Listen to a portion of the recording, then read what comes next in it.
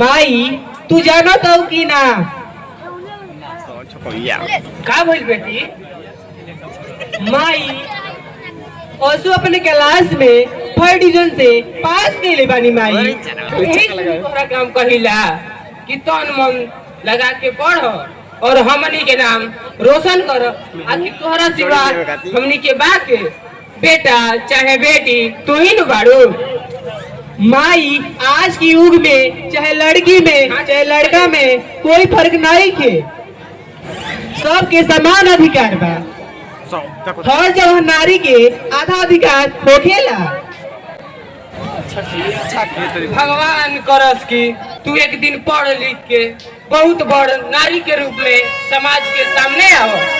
हमनी के नाम रोशन करो ये हमारी इच्छा और आशीर्वाद तोरा साथे बा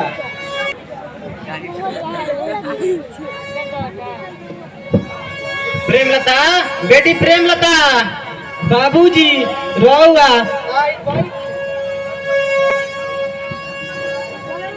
बाबूजी ई के हो रहुआ साथ में अजान लोग केकरा के लेके आइल बानी बेटी ये जानो कि बकल तोता हुआ जेकरा के हम अपना प्यार रूपी पिंजरा में पकड़ के लाइल बनी इनकरा के लोग प्यार से मंगरुआ कहेला इनकर गांव महुआर बा बेचारा ही असहाय बटे ठीक है बाबूजी बेसहारा के सहारा बन के अपने शरण में छाव देनी ममता तू काहे खमस बड़ो का ताक तो भी ठीक नहीं का जेकरा जवन मन करे उ करे बेटी प्रेमलता आज से तू अकेले ना बल्कि मंगरू के भी साथे अपना स्कूल ले जाई हो अब तरह अकेलापन ना महसूस करे के पड़ी बाबूजी हर बात हमारा कबूल बा बाबूजी एगो हम बात कहल चाहतानी कही तो बोलो बेटी निसंकोच बोलो का बात बा बाबूजी मंगरुआ नाम ठीक नहीं के स्कूली में जाइम जा सुन के लड़की चाहे लड़का हंसे लगे से बाबूजी असली नाम इनका मनोज रही बाबूजी वाह बेटी वाह तू तो बिल्कुल कमाल के लड़की बाड़ू चलो तोहरे बात रहल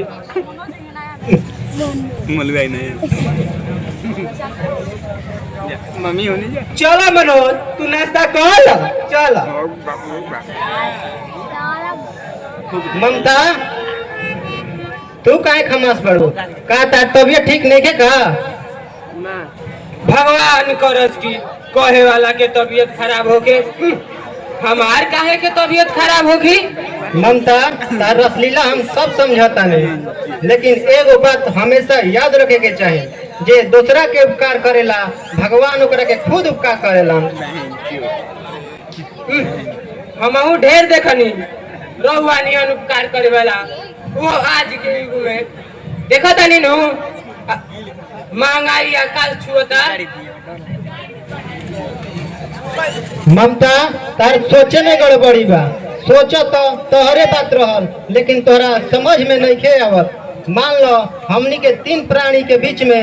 एगो संख्या बढ़ जाए तो ओकरा में कोनो दिक्कत नहीं खे अगर हीरा कोयला में रही तो हीरे बन के रही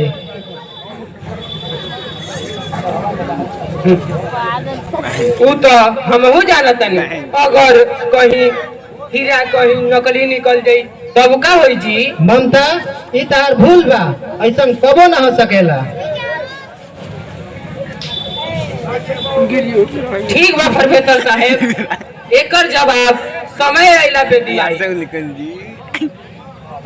चली और वो चल के फ्रेश हो जाए